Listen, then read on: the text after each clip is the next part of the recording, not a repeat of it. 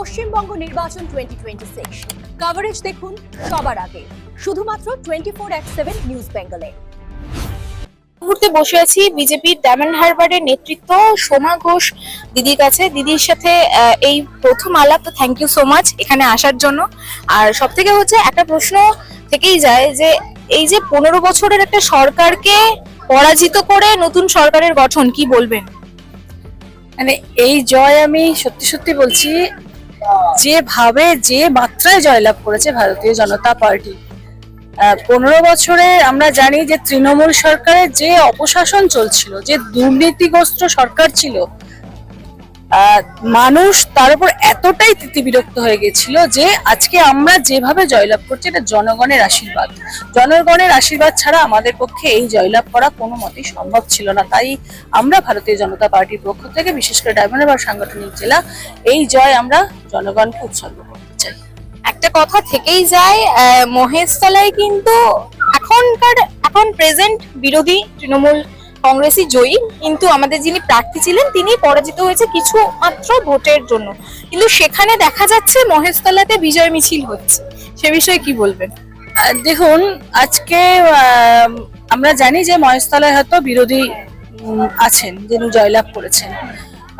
যেহেতু মহেশতলার একটু ভৌগোলিক চিত্রটা একটু অন্যরকম, তার জন্য হয়তো কোনো না কোনো ভাবে এটা জয়লাভ করেছে। কিন্তু আমরা যেভাবে সরকারে এসেছি, যেভাবে এই তৃণমূল সরকার ভেঙে চূর্ণ বিচূর্ণ হয়ে গেছে, আর আমরা বিশেষ করে মহেশতলা বিধানসভার ডায়মন্ড হারবার সাংগঠনিক জেলার অধীনে, যে ডায়মন্ড হারবার সাংগঠনিক জেলা ওই যে অভিষেক ব্যানার্জির ডায়মন্ড মডেল বলে নিজেকে সবসময় বলেছেন ডায়মন্ড মডেল, আমরা সেই দিন ডায়মন্ড মডেলকে ভেঙে চূর্ণ বিচূর্ণ করে দিয়েছি। যেদিন ফলতার পুরো বিধানসভার ভোট আমরা আবার নতুন করে আগামী 21শে মে করব, সেই দিন ডায়মন্ড মডেল ভেঙে চূর্ণ বিচূর্ণ হয়ে গেছে। সুতরাং ওখানেই আমাদের নৈতিক জয় হয়ে গেছে। তো মহেশতলা, সারা পশ্চিমবঙ্গের মতো মহেশতলা জুড়েও যে এইভাবেই বিজয় মিছিল হবে, এটাই অত্যন্ত স্বাভাবিক। আরেকটা প্রশ্ন যেটা থাকে, শুভেন্দু অধিকারী আপনাদের দলনেতা, যিনি এতদিন ধরে মানে ফিল্ডে দাঁড়িয়ে লড়াই করে গেছেন, তিনি আজকে মুখ্যমন্ত্রী, সে বিষয়ে কি বলবেন?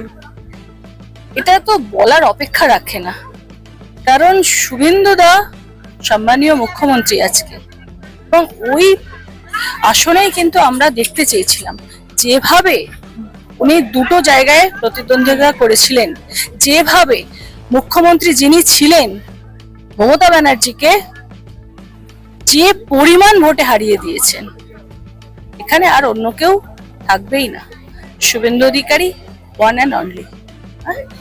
আর মহেশতলাবাসীদের উদ্দেশ্যে কি বলবেন?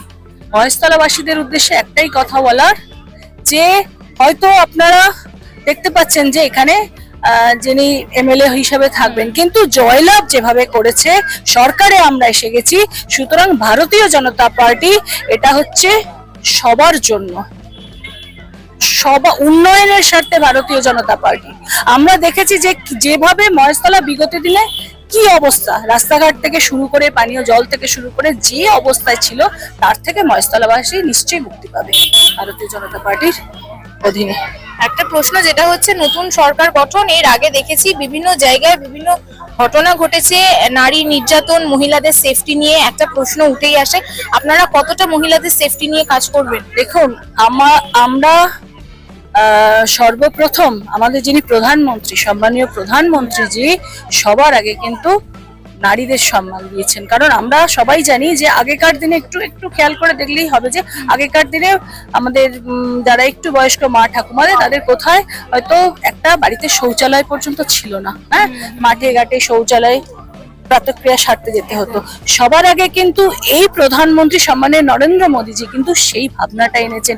উনি মহিলাদের যেভাবে সম্মান দিয়েছেন প্রতিটা ক্ষেত্রে, আজকে দেখুন লক্ষ্মীর ভান্ডার মুখ্যমন্ত্রী দিয়েছেন, কিন্তু অন্নপূর্ণা যোজনা যেটা চালু হবে সেটা উনি বলছেন সম্মান, কোনো ভিক্ষা নয়, ভাতা নয়। সুতরাং এই রাজত্বে প্রধানমন্ত্রীর ছাতায় ভারতীয় জনতা পার্টিতে মহিলারা সম্পূর্ণরূপে নিরাপদ।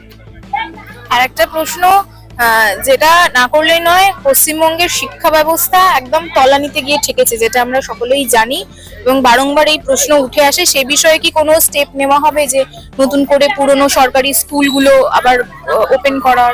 অবশ্যই কালকেই সরকার গঠন হয়েছে, আজকেই বোধহয় একটু আপনারা পাতা খুলে দেখলেই বুঝতে পারবেন যে যে আগে আগে যে পরীক্ষাগুলো হয়েছিল কি তার দুর্নীতি হয়েছিল সেটা কিন্তু অবশ্যই খাতা খুলতে শুরু করে দিয়েছে।